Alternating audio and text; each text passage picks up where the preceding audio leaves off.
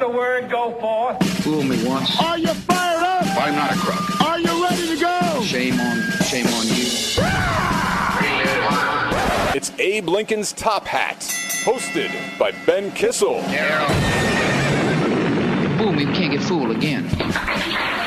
Welcome to the show, everyone. I am Ben Kissel. We don't have Marcus Parks with us today because, to quote Mr. Parks, he is ass deep in Hubbard right now. L. Ron Hubbard, that is. It's a disgusting image, to say the least, but he's up to his eyeballs researching the man who founded Scientology. So producing this show is going to be Travis Morningstar. Thanks for being here, Travis. What up? Travis, you might recognize him from the last stream on the left. Henry Zabrowski nicknamed him Titties. And Travis, I don't like that nickname. You're a beautiful man. All right, well, we have a lot to get to today. Donald Trump, I want to talk about his travel ban.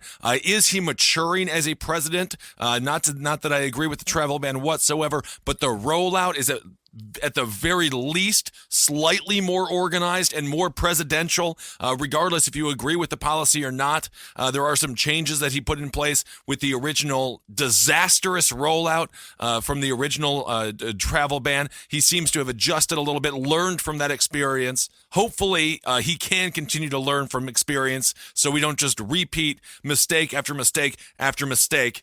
So we're going to get to that a little bit later. We're also going to compare Trump Care. He doesn't like it called Trump Care, but we will continue to call it that because Obama didn't particularly care for the ACA to be called Obamacare, but at some point he just learned to embrace it, and I'm assuming Donald Trump and Speaker of the House Paul Ryan will also have to embrace their health care policy, which is being panned by both sides.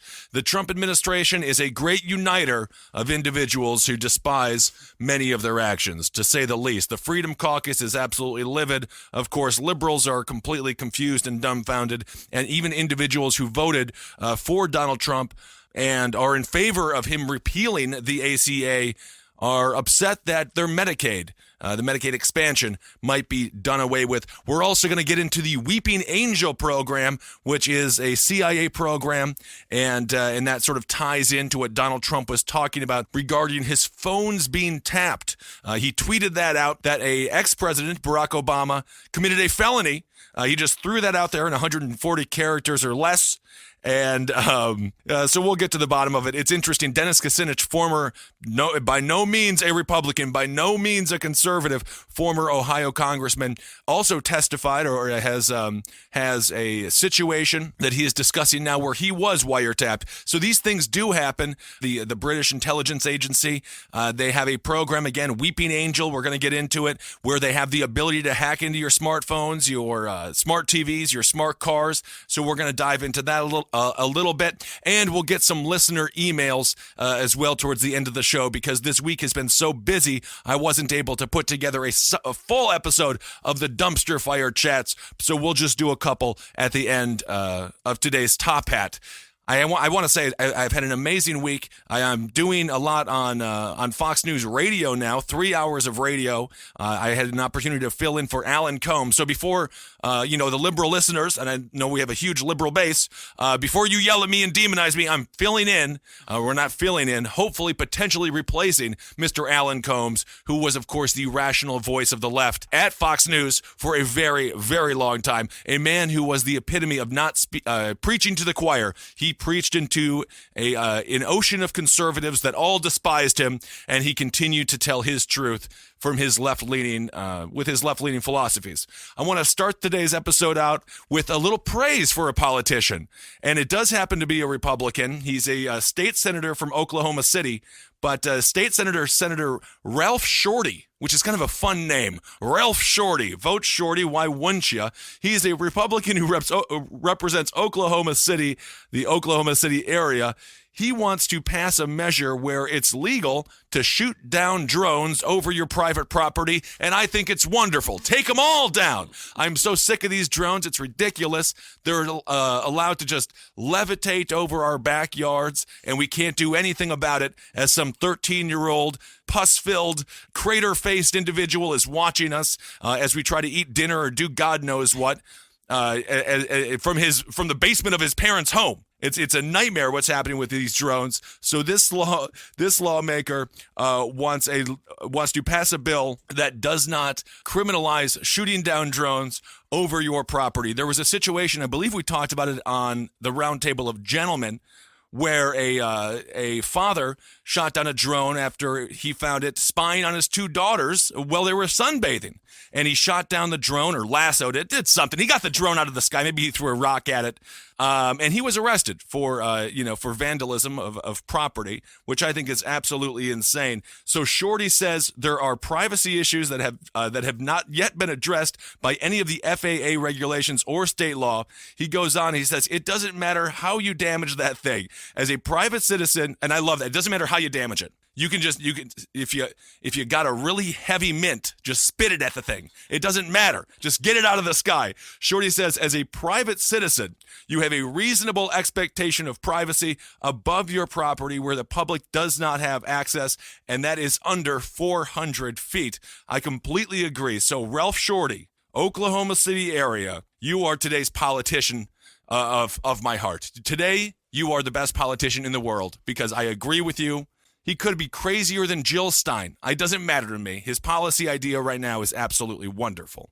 Shoot down the drones. Get them out of the sky. They shouldn't be floating around your backyards, even if my dog is bathing.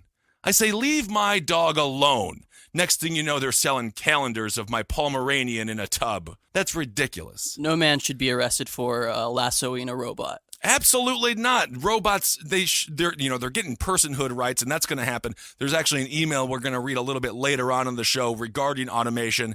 And Bill Gates, he believes, and I think rightfully so, that robots they'll be taxed as if they were employees. And of course, that tax will then have to go towards a living wage that the government is going to have to pay all of our citizens who can no longer find work. But then there's a counter argument that says with new technology comes new job positions that were previously completely unthought of. If you would go back, 300 years ago and describe what work looks like now, they would be like, a cameraman? A studio? What the hell are you talking about? It's just as technology advances, new jobs are, created, byproducts of the new realities. So Ralph Shorty, you've done it, my friend. I hope they pass that law in Oklahoma. Don't you think, Travis? Go Shotty. Thank you so much. Just you're so much nicer to me than Marcus is, who again is currently up to his ass in Hubbard. Grub Hubbard. Grub Hubbard. All right. So a couple of changes to Donald Trump's travel ban. The former travel ban, the one that went through the night, that was held up by the Ninth Circuit courts, is gone. It's done away with. It doesn't matter. That is dead. Iraq is now excluded from the 7 nations. Originally, it was Iraq, Iran, Syria, Libya, Sudan, Somalia, and Yemen. Iraq did a lot of petitioning to Secretary of State Rex Tillerson and the Trump administration to get off of the travel ban list. They basically discussed how they have been on the front lines of the fight against ISIS, how they are a strong U.S. ally, and how putting them on the list will demoralize the individuals who are currently fighting the U.S.'s war in Iraq. So they were able to get off of the list. The 6 states are now Iran, Syria, Libya, Sudan, Somalia, and Yemen. And now, of course, there has been no terrorists who have come from those six nations whatsoever. You could argue we had a few individuals in Minnesota who were part of the Somali population there. There's a little bit of a difficulty assimilating right now in Minnesota and Minneapolis specifically. Cultures are clashing a little bit. There were a couple of Somali youths who wanted to go join ISIS. They were apprehended as ISIS sympathizers. So, it's a little bit it's obviously it's a muddled issue. It's a tricky issue. And that's why the original travel ban was so atrocious and so ignorant, where Donald Trump, pretending as if he was some president in a movie, just said, effective immediately, we're shutting down transportation from these 7 nations, which then, of course, led to hundreds of people detained at JFK Airport, which then led to hundreds of individuals protesting at JFK Airport in order to get those individuals, many of them green card holders and people who had visas, many of them here to get an education or already educated here to work in the medical field, things like that. Effective immediately is not something that a president should ever say regarding a global executive order, an executive order that has global reach. So that's what I said earlier on in the show, and I'm sure some people got upset with me immediately, be like, he's being a Trump apologist. I'm just trying to give a little credit where credit is due. Granted, we are talking about a very small step in the right direction. But the fact that they gave more time to implement this new executive travel ban as well is intelligent. It was created on March 6th, and it's not going to be implemented until March 16th. If they would have done this in the first place, we wouldn't have had the protests at JFK Airport because we wouldn't have had people held there. I mean, the whole thing was just such a mess because it was rolled out, again, in such an amateurish way. Representative Nunes calls Donald Trump a neophyte to politics, and he certainly is a neophyte. But at some point, after a year and a half of campaigning, and now being in office for a month and a half, figure it out, for crying out loud. He treated that first piece of legislation like a memo to the office, yeah. But he didn't capitalize any words or he didn't take out any spelling errors. No, the man misspelled the word tap in the wiretap tweet where he accused a former president of a felony. I mean, the man, we're going to get into it. So again, yes, so now there's a 10-day, it's a 10-day delay on implementation. Syrian refugees in the original travel ban were completely banned, and now it's going to be 120 days.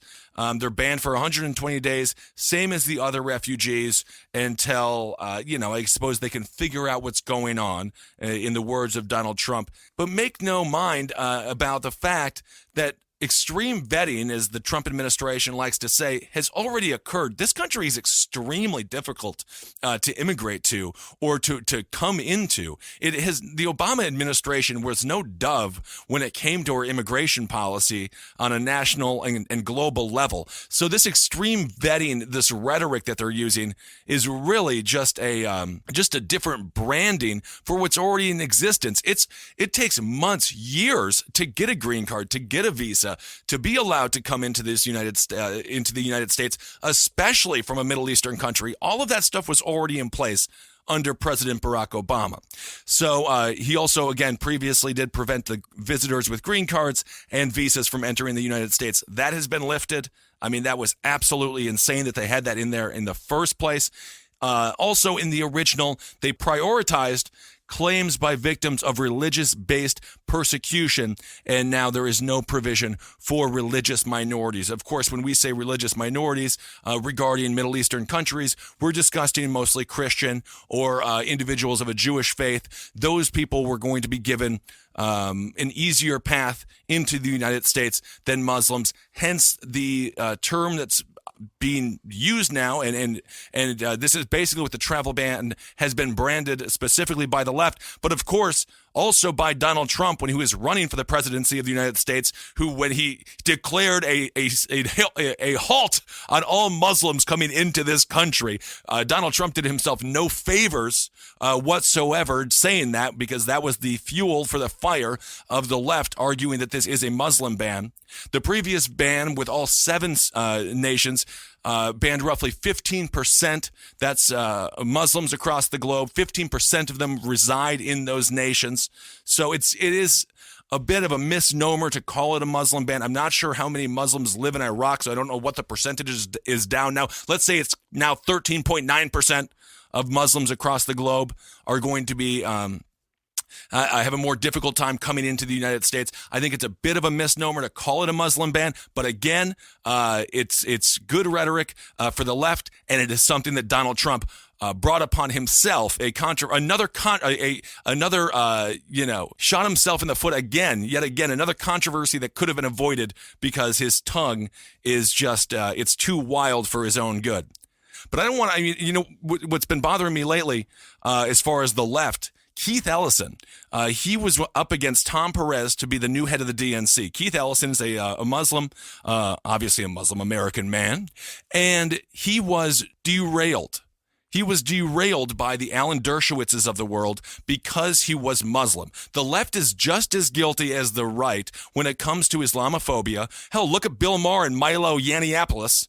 I think that's how you say his name, huh? Yanniopoulos? Real close. I don't know. I try my best, you know? And I do want to say, I got a couple of emails, equating what we talk about on the last podcast on the left to what he does as a provocateur. And I just believe last podcast on the left's our main motivation is not to offend, but to entertain and educate people about the dark, mad world that we live in.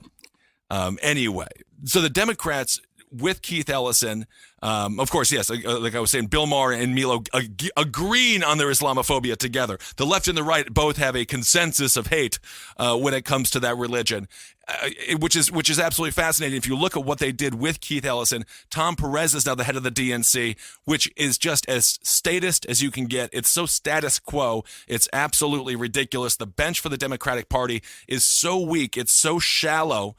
You can't dive in it. You'll break your neck immediately. I mean, this is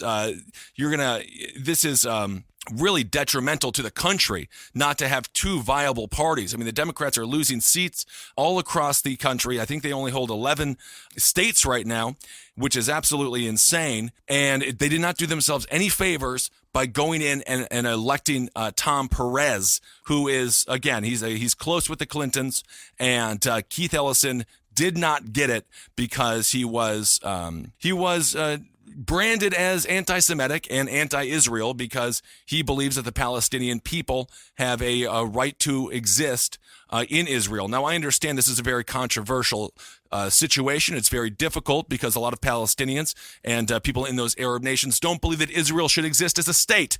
So both of these parties are clashing on with very severe ideological differences. So I do understand the significance of the issues regarding the Middle East. But to brand Keith Ellison as an anti-Semite who is against the state of Israel, who is against the Jewish people, was just politics as usual, and it's a detriment to the Democratic Party. So now Tom Perez is head of the DNC. We also have Barack Obama. This is a deep state. This is something that a lot of conservatives have been talking about lately. This term deep state, for those that haven't heard it, basically refers to liberals who are embedded within Washington that dictate and control much of what is actually put up for legislation and dictate and control the policies of this nation.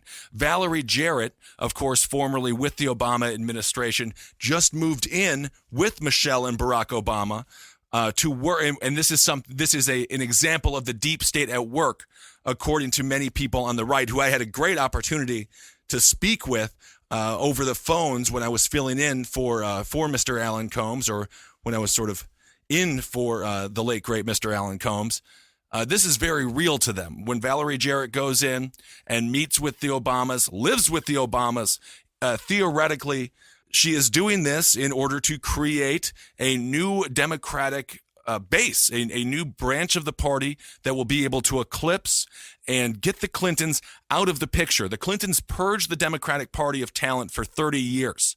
And we saw that, of course, with the 2016 election. Jim Webb, who looks like someone that Raphael from the Teenage Mutant Ninja Turtles needs to murder, and because he looks like an arch villain. Right, but I always like it when the Teenage Mutant Ninja Turtles murder their villains. They got to kill him. Well, they never really kill him. When do they kill him? They always just put him under a boat dock or something. Yeah. That's what they did to Shredder. Didn't they just Shredder? They suffocated Shredder. Oh, that's not with right. A plastic bag. Oh my goodness. Yeah, treated it like Reservoir Dogs. There needs to be a reboot of Reservoir Dogs, but with the turtles. It would be tough to cut off a Teenage Mutant Ninja Turtles. I was gonna finger. say Master Splinter gets his tail cut off. So the Democratic Party just being purged of talent for so long. As we've seen now, if you look at Donald Trump, and we're going to get into the healthcare situation right now, which is, that's, again, uniting people in disdain for the bill that Paul Ryan, Mitch McConnell, and Donald Trump and his administration have put forward to the Congress. But the Democratic Party is in desperate need of new blood. A lot of people throwing out the name Cory Booker for 2020. Again, I mean, in my personal opinion, that's a snooze. I don't think we know who the nominee will be yet for the Democratic Party, obviously, but I don't think we know the name. Al Franken is being thrown around. From comedian to president. Uh-oh. I like that. I like that precedent. I like it a lot. I like that precedent indeed. So they have a lot of work to do. If you look at the polls, Donald Trump loses to every generic Democrat. People in this country want two parties that are functioning and viable, and Donald Trump beats Elizabeth Warren. So it's like it's not working, and they got to figure it out here. Of course, and let's get into the Trump care situation. This might be a way in for the Democrats. Obviously, if people do end up, the 11 million people who relied on Obamacare for their Medicaid expansion, if they do get kicked off, I'll guarantee you they'll be at the polls in 2018 and 2020, and they won't be voting Republican. But at the same time, the Democratic Party cannot just redo what they did in 2016 and rely on the Republicans to implode. You just can't. They have to actively have a message for the American people, have a hook, have a reason to get people motivated behind you. I mean, Donald Trump, he didn't say anything. He still doesn't say anything regarding the health care bill. He doesn't understand what it is. He just says it's going to be great. It's all wonderful. It's beautiful. It's nonsense what he says, but he's saying at least he's being positive, and the American people, although now they're starting to realize the policies that come from his rhetoric aren't going to necessarily benefit them whatsoever. As we've seen now, I believe it's a $600 million tax break for the wealthy, and no one really understands why that is even in there. Okay, so Trump care versus Obamacare. Let's go in Obamacare. This is under Trump care. The individual mandate will be eliminated under Trump care, thus removing one incentive for people to sign up for health insurance. As opposed to under Obamacare, the individual mandate requires, and this is where a lot of conservatives got upset. This is your government overreach. This is your tax. Requires all eligible citizens to have health insurance, which makes coverage affordable nationwide. That is the notion that if we have a young population, and I'm not going to get all of this stuff 100% correct, and I'm sure I'll get a bunch of emails about it. I'm not a healthcare expert. I don't even know if there are any healthcare experts because the experts don't seem to agree on anything either. But from what I understand, if without the young people who are healthy paying into the program, the elderly people who are sick, it cannot fund itself without healthy people paying into a nationwide program. Because if it's just the sick, you can see it would all be off kilter. Okay, so when it comes to price transparency, Trump has called for price transparency under his plan, his details of which have not yet been released, which this is classic Trump administration. We'll get it when he gets to it. Of course, Barack Obama's is on the marketplaces. Consumers can see pricing and coverage information in detail. The ACA has already made great strides regarding price transparency. Now, however, the premiums that went up in 2016, 2015, people didn't see that coming. A lot of people believe that might have been a one-time surge as the market corrects itself, but that could not have come at a worse time. We're now 7 years in to Obamacare being in existence, which is very interesting now with Mitch McConnell and the House Republicans wanting to, by April, Mitch McConnell wants to get Trump care passed by April. They had I believe it was a 17-hour meeting regarding Trump care, and people criticized Barack Obama's administration for trying to push through health care too quickly. It took a year. And now Donald Trump wants to push through Obamacare Light, if you talk to Rand Paul about it, or Utah Senator Mike Lee, who doesn't believe this repeals Obamacare nearly enough. They refer to it as Obamacare Light. That was Rand Paul's slogan for anyway. The fact that they are just trying to push it through so quick, and I hope the Republican Party, and it does seem the Republican Party is giving them pushback. Even Tucker Carlson on his Fox News show criticized Paul Ryan specifically on the tax break for the wealthy. Why is it in there? And Paul Ryan didn't really have an answer other than it's business as usual. When it comes to cost assistance, Trump's plan may include federal subsidies to help people buy insurance, but these subsidies would be based on age rather than income. Under Obama, people who earn up to 4 times the federal poverty line can get cost assistance to buy insurance on the marketplace. 85% of people who sign up qualify.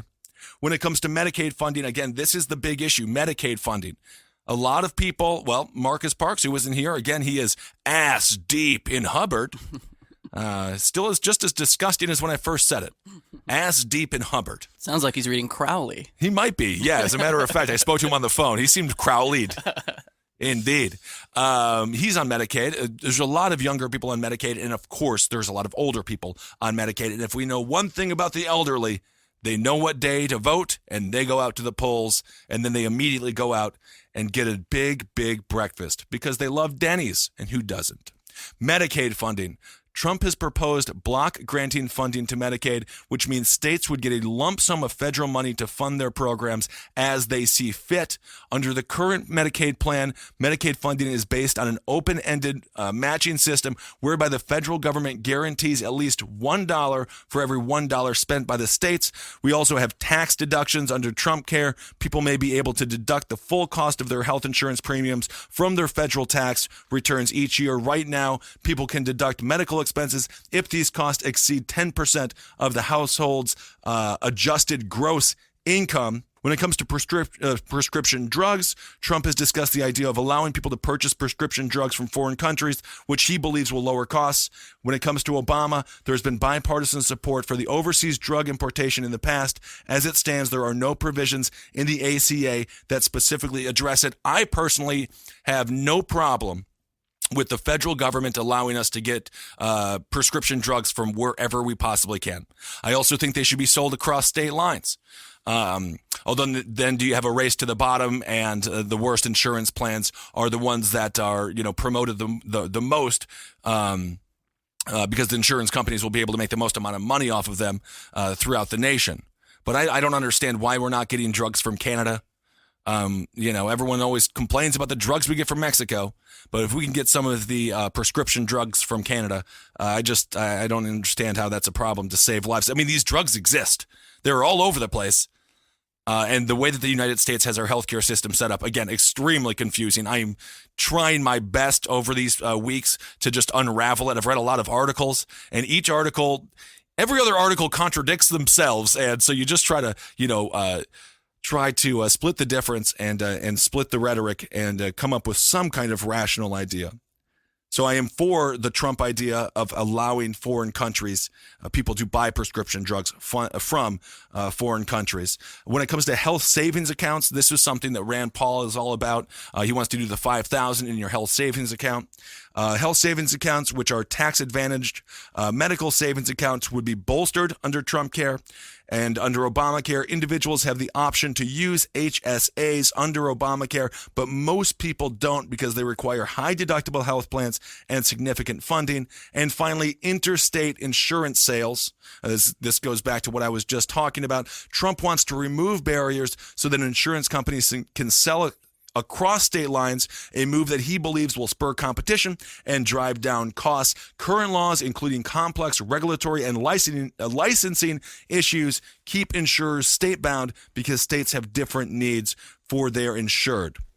So there are some good things, mostly negative things. He doesn't seem to be getting with the huge issue of premiums and deductibles going up, and that's the major issue that people were sort of blindsided with when it comes to Obamacare. And so the left isn't happy because it's not alleviating the major problems, again, hitting people in the wallet, in their pocketbook. And then the right isn't happy because it still is a federal government program. And they wanted a full repeal, and it's just, this is not it. This is not a repeal of Obamacare whatsoever in many ways, other than the two provisions that I do like. Again, the buying from foreign nations and the going across state lines to get insurance, or allowing insurance to be sold across state lines. Other than that, this bill just simply does nothing that is good. And it's so no one's happy. And quite frankly, the town halls that have been happening all across the country, I think, have had a real dramatic effect on a lot of Republicans, specifically someone like Tom Cotton out of Arkansas. I mean, his constituents, they're big in Medicaid, and they rely on these programs. And so he got an earful at a town hall. So many politicians are getting earfuls at town halls. So you could argue that perhaps those are, actually having a real effect. And kudos to everyone out there who did take part in this republic, who took part in changing the way that a politician might see an issue. That's the only thing we can do. The Women's March, which I thought was absolutely wonderful. They're out there practicing their First Amendment rights. If you don't use it, you lose it. Although a couple did get arrested for stopping traffic, which I don't like, because who likes to be stuck in traffic? So fucking. I don't like it. I don't like it. Don't stop traffic all the time. Anyway, the interesting thing I do want to mention is the Freedom Caucus. This is 22 individuals. I believe it's 22 individuals. And I think it's a private organization, which is the names aren't released of the people who are in the Freedom Caucus, which if that irony isn't lost on you, I don't know what the hell else would be. They are the ones who are going to be huge roadblocks for Donald Trump, Paul Ryan, and Mitch McConnell when it comes to getting this bill passed. I also want to mention really quick here when it comes to immigration, just going back for 1 second. Donald Trump wants to cut $1.3 billion out of the budget for the Coast Guard, which is so strange to me. Currently, the Coast Guard gets $9 billion a year. I believe it's a year, and which seems like a lot. But they are really the front lines of our drug smuggling. They bust a lot of drug smugglers, and they bust a lot of people who are bringing in illegal immigrants. So I don't fully understand the rationale with the Trump administration cutting funding for the Coast Guard. Ben, it's clear. He's trying to save money to drain the Atlantic Ocean. Oh, I see. So you can't come across. Oh, I get it. So it's like a harder journey. You got to walk it, not but not you can boat spot it. them. You can spot them from far away. What about dune buggies, though?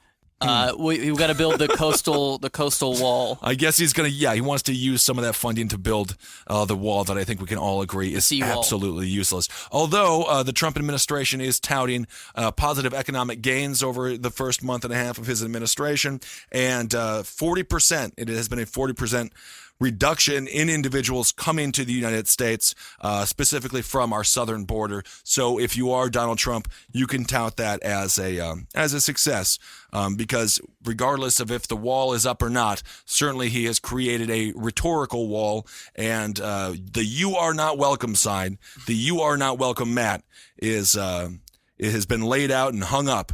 And people are recognizing that this might not be the time to come into the country. So if you are a conservative, you would take that as a victory.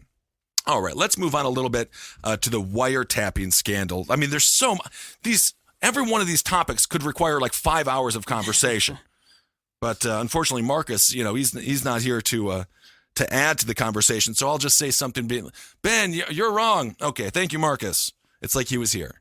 I could chip in. Yeah, sure. You can just be You were so wrong. You're so wrong. Okay, good. Now this is comfortable again. Not bad. All right, let's get in to this wiretapping scandal. Let's get into the Weeping Angel program, which is something that was released by WikiLeaks. And right now, the left hates WikiLeaks. Under the Bush administration, they liked WikiLeaks.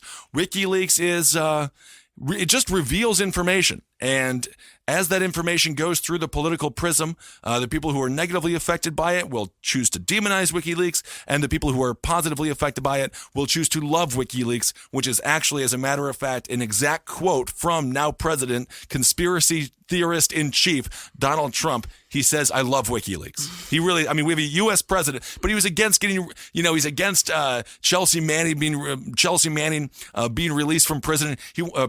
He wants Edward Snowden to be hung in a time, in a Union Square, but he loves WikiLeaks. So he's all over the map because currently WikiLeaks is helping him out. So let's get into the Weeping Angel program. Travis, what is this thing? So the Weeping Angel is, of course, a demonic winged statue first featured in the Doctor Who episode Blink. Is that right? But it's That's also cool. An alleged spying tool co-developed by the CIA and the UK's MI5 security agency, which lets a Samsung smart TV pretend to turn itself off and record your conversations when you're not using the screen. But this is horrifying stuff. Yeah, Yeah, but it's specifically for the F8000 like version of the TV. Okay. It's actually the newer TVs are apparently are not equipped to do this or able to be sort of hacked into. And this is according to like CNET, so all the tech nerds are telling me this. Yes, absolutely. And I read an article in Wired about it, specifically regarding this situation with Michael Hastings, who, again, his car magically exploded.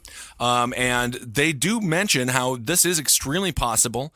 Even when the televisions are off, even when your smartphone is off, it's still on, it's still awake. It's just, and it's recording, and we're seeing it now with Alexa and Siri.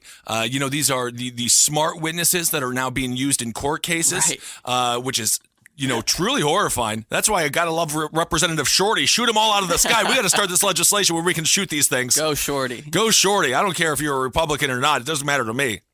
I love you on that position. So this is really interesting stuff. And now we have former Representative Dennis Kucinich, who I absolutely love. Apparently, Kucinich has the strongest handshake in political history. That's what they say about him. He's got a beautiful wife, too. And anyway, so this is the former Ohio congressman cited his own experience with wiretapping. He wrote a piece about it.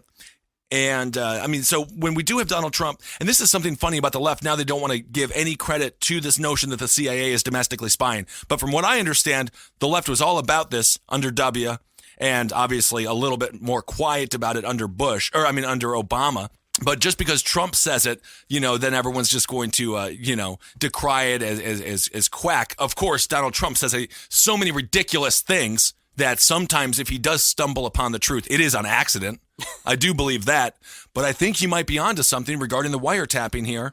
And this is certainly nothing that is beyond the pale. As we saw with Valerie Plame, when the CIA, when she was outed and liberals were absolutely livid. I mean, this stuff happens.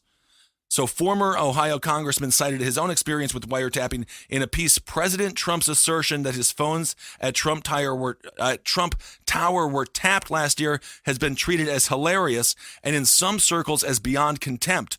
But I can vouch for the fact that extracurricular surveillance,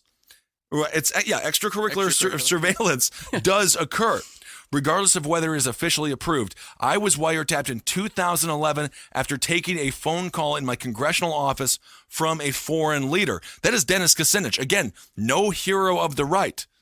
Extracurricular surveillance does occur regardless of whether it is officially approved. I was wiretapped in 2011 after taking a phone call in my congressional office from a foreign leader. Now, of course, you would theoretically have to go through. The FBI is the only ones that will go and actually get a FISA warrant. And Donald Trump can find out if there was a FISA warrant that would have tapped him. Now, there was actually some evidence that they did have a server, not in Trump Tower, but a server of Donald Trump's that was being potentially tapped. There was a FISA warrant for it, so it is potential. Again, Donald Trump does himself no favors saying that Ted Kennedy's father killed Kennedy, or God knows. I mean, there's so many conspiracy theories that he and Steve Bannon, of course, the former CEO of Breitbart and now the ultimate worm tongue in office when it comes to Donald Trump, they've been peddling so many conspiracy theories for so long. Obama birtherism, although that did start, and people will get mad at me again, but that started in 2007. That was Bill Clinton in South Carolina, but that's a whole other story. But now we have, so a lot of the truth gets missed because he does lie so damn much. So Kucinich outlined how he found out about the surveillance that was done on him. The Washington Times approached him in 2015, 2 years after he retired from the House of Representatives, and asked him to verify a recording of a phone call between then Congressman and Saif al-Islam Gaddafi, a high-ranking official in Libya's government and son of the then country's ruler, Muammar Gaddafi. The Democrat underlined that he had checked with the White House general counsel to ensure that such a discussion by a member of Congress with a foreign power was permitted by law. The counsel replied that the representative was expressly protected by the Article 1 clauses covering separations of power and congressional speech and debate. Kucinich confirmed to the newspaper that the recording was authentic, and the Times revealed excerpts from the conversation in a report and provided online links where readers could listen to me talking with Mr. Gaddafi. So what happens? The publication also explained that there were secret audio recordings recovered from Tripoli. So the idea that the CIA or the M15 are out there hacking and doing domestic spying, it is occurring. Now, did they hack Donald Trump's? Did Barack Obama be like, hack his phone? That's some bullshit. Yeah. No, it's not even. It wouldn't even be an executive branch's decision to do it. They can't go to the FISA courts. It's an FBI decision.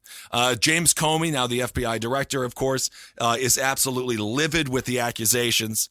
Apparently, some people said Barack Obama was livid. Other people have said he was slightly more just perturbed by the accusation. God knows, being blasted as committing a felonious act on Twitter by a sitting president must be a strange day, to say the least. You just wake up, and we get strange things on our Twitter all the time, but can you imagine like a sitting president be like, you're a felon? Be like, what? What happened? I think a more appropriate tweet by Trump would have been, my fellow Americans, we are constantly under surveillance, end quote. Like, Yes. just end it And there. that is the Alex Jones wing of the Trump base.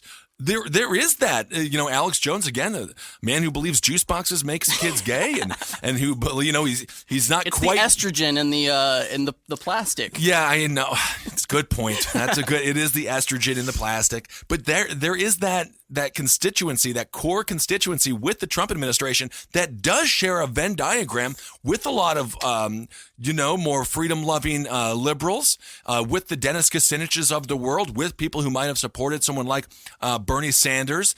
There is a strong, with Rand Paul, there is a strong sentiment across this entire country that the chickens have come home to roost, specifically when it comes to drones, which are no doubt doing domestic spying, in my personal opinion, the same ones we used overseas. And when it comes to military use, what we used overseas coming home, look no further than the 1033 program, which allows, roughly $2.5 million a year per police precinct, even more than that in a lot of ways. Why are there tanks in Stevens Point, Wisconsin, my hometown of 25,000 people? Why are there a town that hasn't had a murder in decades? Why are there tanks there? It's not the front lines of the war on terrorism. It's because our military, the budget is so extreme, so high. We have such a surplus of goods. It all comes back to us at one point or another, and there is no denying that these drones will be used and are being used for domestic spying on the United States citizens. So so that is actually one thing I will say about Donald Trump. I'm happy that he started the conversation, even in he walked ass backwards into the bar, but at least he ordered us all a shot, I guess. He stumbled upon something that could possibly be true.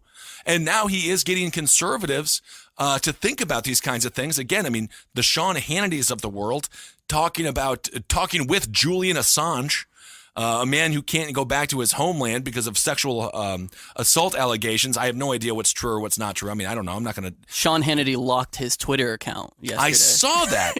So yeah, what the hell happened with Sean Hannity's Twitter account? Everyone was tweeting pictures of his locked account. And I'm like, yeah, there's no way they're going to be able to hack his Twitter account. That's going to be so difficult. Does he think that's how they get it? I don't know. There's no way to circumvent that. He's blocked it. So we're WikiLeaks. We can't get to Sean Hannity's Twitter. He blocked it from the front. I don't know how to get in there. It's so ridiculous. That's one of the greatest ironies of people on the right. They're always calling lefties snowflakes and go back to your safe space. He locked his Twitter account. There's no safer space than that. Well, only if you follow me and I approve.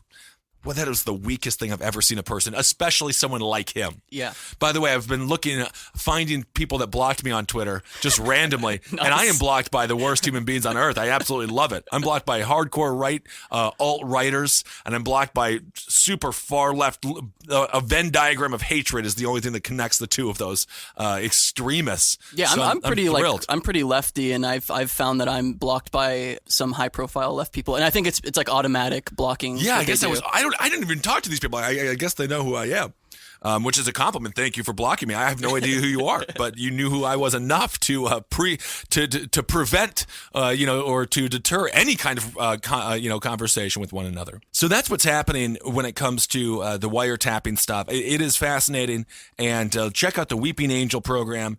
And I mean, these things are 100% real. Now I sound like I'm Henry Zabrowski.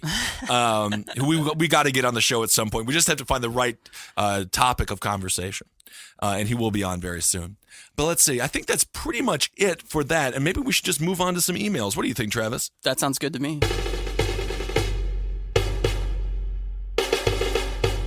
All right, the first email comes in from Seth Harvey. The subject is dumpster fire third party. He writes, Ben, love all the CCR shows, especially with you being the sane voice on last podcast. Well, thank you very much. I love the insane voices of Marcus and Henry and myself.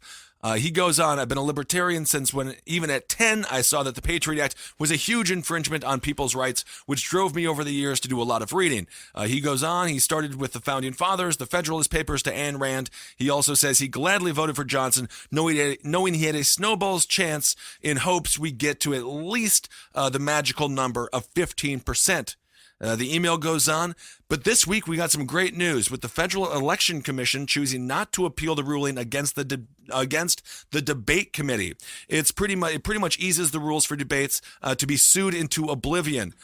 With this, do you think we'd see the rise of a legitimate third party in the next few cycles, 8 to 12 years? Thanks so much for writing it in, Seth. Man, I hope so, because these binary choices that we've been given are atrocious. And that's why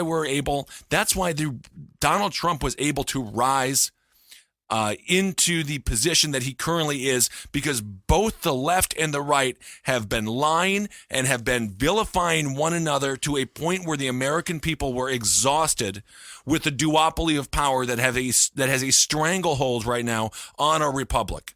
The Democrats and the Republicans, they're just parties. They are not supposed to be the government, and they are right now. And I would love to see more options, more viable choices. We don't have, right now, I believe we have 1.5 parties. The one being the Republican Party and the half being the Democratic Party. And it's really sad. And I mean, and it should be scary that the one is the Republican Party. That is really sad. And we're not getting enough choices, and we're not getting enough options. I have so many emails that came in from individuals who said they wanted to run for office. There's one woman that wrote in who asked me not to read her email, and I will not. But she was discussing some past drug abuse and some less than exemplary things that she had done in her past, and how that is now deterring her from running for public office. I read the email from the individual who was involved in the Ashley Madison scandal, which is halting him from running for public office. We all just have to do it. And that's why, of course, I'm running considering running for a position here in Brooklyn. Again, talking about a snowball's chance, but who cares? It's about getting out there and getting opinions out there and getting voices heard. We need to break the duopoly of power. And the only way to do that is if normal people aren't shamed from running. It doesn't matter what you did in your past. Most of these people who are in the Senate, who are in the House, God knows what they've done. Horrible. Ted Kennedy's a murderer. Bunch of sex tourists. A bunch, sure. Ted Kennedy literally murdered a woman and was reelected many, many, many times. I mean, it's unbelievable. So don't feel like you can't have a role in government and your voice doesn't matter, because it does matter. And just go through all the, the hurdles of running for public office, And that's what we need to do. That's what we need to have. We need to have people just get out there, take a chance, take a risk, and make changes on a local legislative level, because that's where it all begins. Who's your state senator? Who's your state, House member? You can run for those things, and in many of these districts, you get 300 votes, you'll win the dang thing. So I pray that we have some other options out there, and not just libertarian. I don't care what it is. That's why I was so for Jill Stein in a lot of ways too. The Green Party.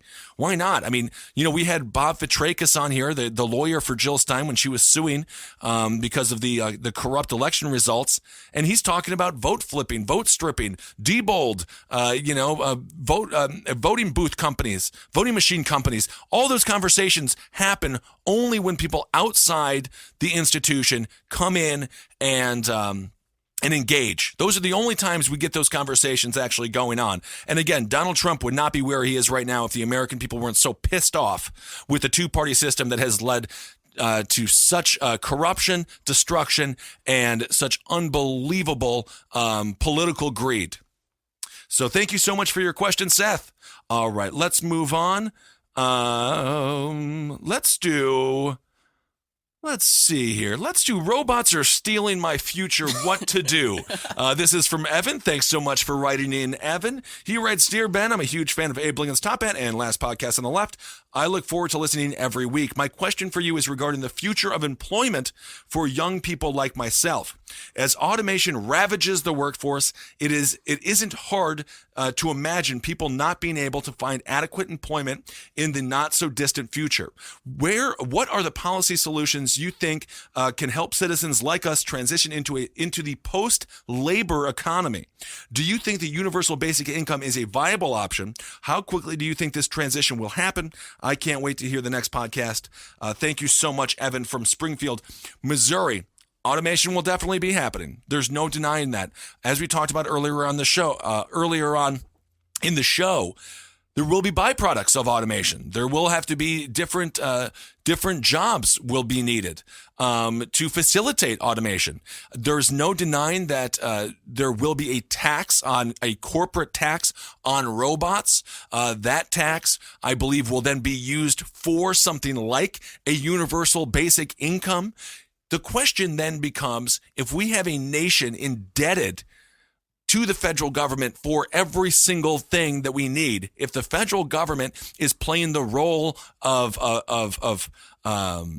facilitator, if the federal government is the one who is giving us all of our funds to live, it opens the door for the federal government to tell us what to eat, how much exercise to get, what to watch, how to live. Because they're the ones footing the bill. Just as when you were growing up and your parents, said, yeah, you can get a mohawk or you can, buy that, you can get a tattoo, but you'll do it when you get your own apartment. And you certainly won't be getting any more allowance if you do this, this, and this, and this. I'm the one footing the bill. I'm the one who makes the rules. As we see with individuals who are on welfare. The federal government in Florida, the Florida government, the state government, a Republican wanted to pass a law making it mandatory for drug testing of anyone receiving federal welfare. And on its face, I mean, I think it's predatory. I think there's certainly a racial component, but without a doubt, there's an economic component. I mean, that is basically 100% of it. They want these individuals to live in a different America than they are allowed to live in because they take federal funds, they take state funds, and rely on it for their lives. And so that's what's really so dangerous. And this is one area where I wish the Republican Party could just get their heads out of their asses, for lack of a better term, and actually talk to the American people and let them know why their policies would be beneficial, or libertarians, why their policies would be beneficial regarding getting people to work as opposed to forcing people to stay on government assistance. Right now, if you make $20,000 a year in government assistance, you get a job that gives you an extra $1,000 a year. You get a job for $21,000. You're done. You're off federal assistance. You're off government state assistance. You're off all the programs that go with that assistance, but your life hasn't changed. Your $1,000 a year isn't going to change your life enough for you to actually get off, to live a similar lifestyle as you had with the government assistance. So now you have children that might not have health coverage, might not have school lunches, a whole series of things. So there is no incentive to get off of the government dime. And so we have to figure that out. And, wellness, happiness, a sense of self tends to be defined by occupation and by one's ability to sustain yourself and to provide for a family. That's how that's how you get happiness in life, is when you have something of your own, from your own, that you worked on. So with the universal, because I do agree with you. I mean, I think a universal basic income what is it? What's the name? SpaceX? Yeah. Elon Musk, as Elon Musk has talked about, and Bill Gates recently talked about as well. There is no denying that is a very possible plight of the future. But again, at the same time, I read an article in Fortune magazine, sort of counteracting that, talking about again how there will be possibilities and new options for people getting into the workforce. Now, it's a situation where people who are, I think, 50 years old and up are going to sort of be lost in the shuffle. There's going to be a transition generation. People of my age, 35 and under, or maybe even 35 and a little older, realize that we're going to have multiple different jobs throughout our careers, and we're a little bit more, aware that we're going to have to navigate a whole series of different technologies, and we're much more aware of how quick these technologies are going to come. There is no more denying that the world is going into into a technocracy. There is no like, but what in the year 2000? Y2K? It could wipe everything out. We just don't know. There's no more denying it. Automation is here. It's here to stay, and so our generation is much more equipped to roll with that tide and change with that tide, and try to stay above, stay on top of the wave. But yes, I do feel bad for the older generations, because the idea of just getting a job, staying in the job for 40 years, and then collecting, your not your severance, but your retirement package is just gone. So good question. Thank you so much for writing in, Evan. I hope I answered it. Did I answer that question, Travis? Hell yeah. Okay. Thank you. It's funny hearing you talk about technology, though, considering right before we recorded. Yeah, I have no idea how to use the damn stuff. I had to help you get on the internet on your tablet. I know. Technology, that's why I have very smart friends around me. It's just a tablet. Technically, it's supposed to be used. I'm like, now what do I smash it or do I stare at it? Those are the only two things that I know how to Scream at it. Activate. I have been screaming at that damn thing. My roommate got Alexa, by the way. I'm not. Don't fuck around. No, I don't like it. There was a movement. I just read one of these stupid clickbait articles. I don't think it's true. I'm sure some people think it's true. Is it sexist to yell at your Alexa? Which I'm like, it is a robot. God, the world's ridiculous. That's good. As I was actually driving back from the airport after our St. Louis show, and it was so awful. The driver was so bad. I definitely wanted that car to be automated. Definitely. But that's I think another human being will still have to be in that car. It's not going to be like Total Recall. Careful, Michael Hastings had he had a pretty fancy Mercedes. Oh my God, I'm on the hit list. But then he accidentally got hacked and had crystal meth in his system. Oh my goodness, it is possible. All right, let's move on here. This email is from Stan. Stan writes in the subject matter, seriously, Clinton, in the subject line rather, seriously, Clinton 2020. He writes, the Democrats can't really think running Hillary in 2020 is a possibility, right? Keep up the great work, Stan. Well, thank you so much for the quick and concise question. They better not. I mean, there's just, if they think that running Hillary Clinton at that point, she would be, well, the oldest presidential candidate other than Bernie Sanders in this last cycle, there's just simply no way that the Democrats are going to win in 2020 if they keep up this old notion that the Republican Party is just going to be so beyond the pale for the American people that they're just going to vote for the Democrats as as sort of a default. The Democrats need to get their message out. I don't fully understand how they don't do a good enough job getting their working class message out there. I mean, Hillary Clinton, if you listen to a lot of the people that voted for Donald Trump in states like North Carolina, Michigan, Wisconsin, those states, they just didn't see a message. And Donald Trump, like I was talking about earlier on in the show, it was stupid. It's the dumbest slogan. It's Reagan's slogan. He stole the damn slogan. Ronald Reagan, by the way, and this is something that I want to bring up because, there is no compromise anymore. People forget Ronald Reagan, he appointed 2 pro-choice Supreme Court justices. He signed I believe it's the Mulberg Act of 1967. I talked about that in the last dumpster fire chats regarding gun control. There was a time where partisanship, where you could actually reach across the aisle and get things done. But can you imagine if a Republican or the inverse, a Democrat put up a pro-life Supreme Court justice or a Republican put up a pro-choice Supreme Court wasn't justice? Wasn't it Nixon who started the EPA? Yeah, it's madness. Absolutely. Which is now not going to be destroyed any longer. It's fine now. It's madness that there is like total lack of functionality between these two parties, and that's again why we need different voices and different options to blow that whole thing up.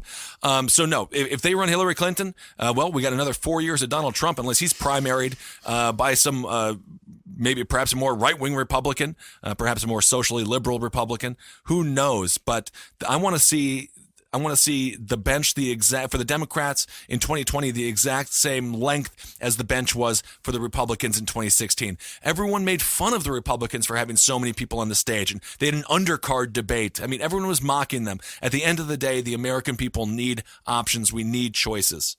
And without choices, it's going to go to the person who has the most provocative tone and says the things that everyone wants to hear.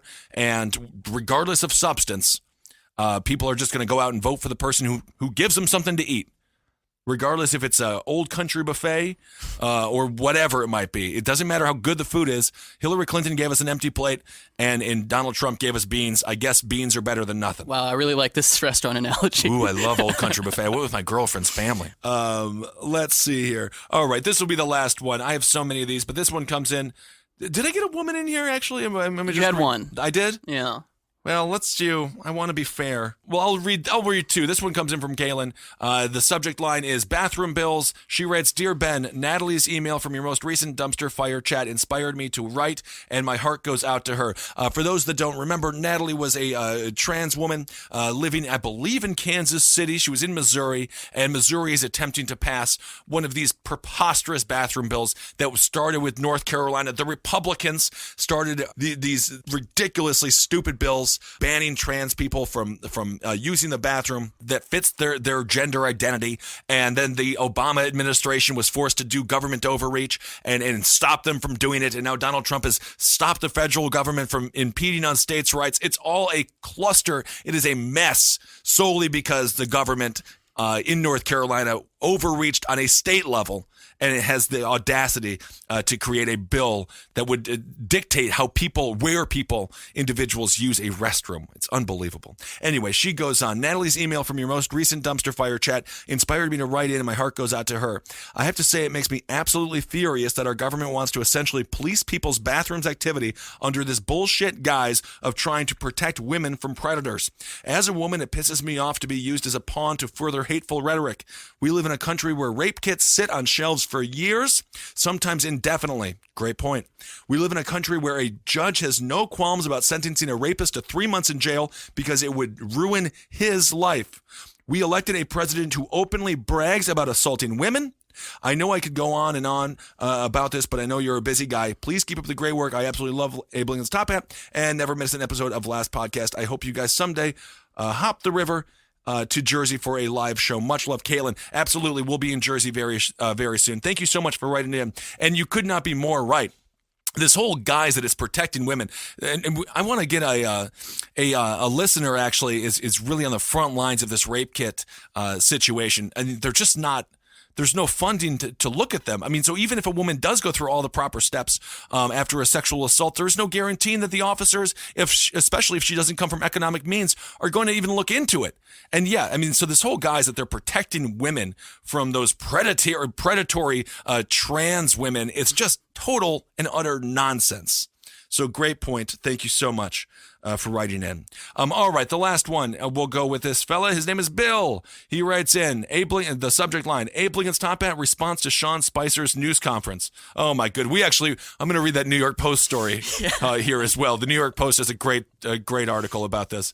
Okay, he writes, Hi, Ben, love the show. I've been listening to the last podcast on the left for a few months now. Picked up on Abe Lincoln's top hat after you mentioned it on one of the 9/11 episodes. I kind of wish I had started sooner. I could have used your unique commentary during election season, but I can't bring myself to go back and listen to those episodes now, knowing what's going to happen. Yeah, it is like one of those movies where you're like, all the characters die. I can't. Oh, no. Anyway, I'll try to keep this short. And for the record, I do not work in the media. He underlined the word not. I think he might work in the media. This guy could work in the media. I think this is Rupert Murdoch. Is it possible? Oh, this is a long one. Oh, my goodness. I imagine that you were as distressed as many other people, myself included, at Friday's news of CNN, Politico, the Los Angeles Times, the New York Times being barred from Sean Spicer's press conference, while some news organizations, most notably Time Magazine and the Associated Press, opted not to attend. Many others did. Of course, some of these media outlets like Breitbart News and Fox News, in fairness, Shepard Smith has come out hard against this, who you would expect to attend, did. Yes, so basically the right-leaning media went in there, of course. However, there were other mainstream news organizations that chose to attend as well, despite the thinly veiled threat being leveled at them by the Trump administration through Sean Spicer. In response, I contacted CBS and ABC News through the contact forms on their websites, as well as to a handful of publicly available email addresses of decision makers at the two companies. I explained that I think their decision to have correspondents attend the presser was both cowardly and short-sighted, particularly in light of other organizations such as the aforementioned Times and AP not going. Well, I don't expect my individual messages to be given much thought. If enough people write in, someone is going to get the message. Okay, he goes on, free access to the press, to the people, is a key component to any healthy democracy/republic. He goes on, but we have to cut that a little bit short. Thank you so much for writing in, Bill. He says, keep up the good work. Yours is a voice of reason. Absolutely. I mean, and we talked about this on the last episode a little bit. What is new media? The Obama administration was not kind to Fox News, and now the Trump administration is not kind to the New York Times and CNN, MSNBC, the AP. It just goes on and on and on. And of course, InfoWars and Breitbart now have a seat at the table, which is fairly insane. It is a new world when it comes to who has access to the president has changed. There's no denying that. I do think it's a little bit overblown. We have to be extremely careful. The freedom of press is absolutely needed, like you said, for a thriving democracy, for a thriving republic. I think it is a bit blown out of proportion from those certain institutions who are complaining. Again, I don't have any faith in CNN. I don't have any faith in MSNBC. I don't have any faith in any television news outlets because it's just not. Information, knowledge, and facts are not what they're looking for. It's about marketing dollars, preaching to the choir, and maintaining the audience. It's totally, they're incentivized by not truth-telling. They're incentivized by eyes on their product. And that's why Fox News wins basically every month, because if you hate them or you love them, you're watching because it's entertaining. Hot chicks in short skirts talking conservative politics. It's just perfect math for a television station. But that's a great point, and we do have to watch it. And Trump's rhetoric regarding the media, as he did throughout the entire campaign. For those that don't remember, he used to have the crowds turn around, point to the people in the media on Media Row, and boo them. I mean, it is very scary, and it is something we have to Yet he watches it every night. Yeah, he watches it. Well, now he watches Fox and Friends for his information, which is that's perfect. He wants to hate fuck the press. He really does. So, yes, it's a slippery slope. And I think as a nation, again, as I talked about in that episode with Marcus, there's more media than ever before. All of us are independent journalists. There's more information than ever before. So I actually think we're doing okay when it comes to access and information that Americans previously didn't have. I mean, you look at Watergate. Watergate was nothing compared to a single WikiLeaks. Just one of those WikiLeaks would have made Watergate would blow Watergate out of the water. Woodward and Bernstein would be nobody. if we lived by if the Nixon administration lived under this technology now. I mean, it's hilarious to think about individuals tangibly breaking into a hotel and getting open Also, Watergate wouldn't have lasted 2 years. No, as it wouldn't well. have been anything. It would have been done. Yeah, I agree. But anyway, so thank you so much for the point. I completely agree with you, and I'm happy that everyone is engaged. Finally, this is just a New York Post story that I thought was hilarious. It came out March 10th. Is Sean Spicer trying to tell us he's in trouble is the headline. White House Press Secretary Sean Spicer wore his flag pin upside down to his daily briefing with reporters Friday afternoon. An upside-down American flag is officially recognized as a distress signal. Spicer righted the fashion faux pas at mid-briefing just before taking questions from reporters after Fox's John Roberts pointed it out to him. The Trump spokesman fumbled with the lapel pin before turning it right side up and carrying on as the room full of journalists cracked up. Oh, poor Sean Spicer. It's so funny. I have sympathy for all press secretaries. It's a night. They don't create the policy. They just have to go lie for the government. It's a nightmare. John Roberts is always helping with the fashion, Spicer joked. People on social media also took notice to the goof, and basically he was just lambasted by every single human being in the country. Is Sean Spicer crying for help? Oh, poor guy. He also was wearing a child's jelly bracelet today at today's press conference. Yeah. So what is that? A signal? I don't know what. He's exhausted. I think he's just absolutely exhausted. All right, everyone. Well, that's this episode. Marcus will be back next week when he's not as deep in Hubbard. So thank you guys so much for listening. You can find me on Twitter at Ben Kissel. Find Marcus Parks on Twitter at Marcus Parks. I believe he's also Marcus Parks on Instagram. On Instagram, I am Ben Kissel1. Tweet at me. I'm also going to be doing Fox News Radio again from 6 to 9 on Monday. What's the date Monday? I guess it'll be March 13th, I believe. Let's check that out on this old calendar here. Yes, March 13th, 6 to 9, Fox News Radio. Call in, and we can make. I'm going to get some people from the Innocence Project on there. I want to talk a lot about prison reform. We can talk about anything we want. Again, we're filling in. We're in the spot of Alan Combs, so we don't have to go Fox News far right or even Alan Combs left. We're just going to be a moderate voice of reason. That's going to be the entire mission and the entire drive, and hopefully, all of us still have the opportunity following Monday to keep it up and get your. And I can't wait to get your calls. So please call in, and I'll tweet out that stuff, all the information you need for that. Also, the Ben Kissel for President shirts are now out, yes. And the Abligans Top Hat shirts are out. And so just buy all the shirts. The Jackie, That's My Name. That's my name. Is a great shirt. Last Podcast on the Left has a limited edition shirt out right now. Yeah, that is on represent.com. Okay, that's not on the merch page? No, okay, that's a flash sale kind of thing. Okay. But for that special T-shirt, that doesn't start shipping until April. Just so okay. yeah. All right. Well, very cool. All right. Thanks, everyone, for listening, and we'll talk to you soon.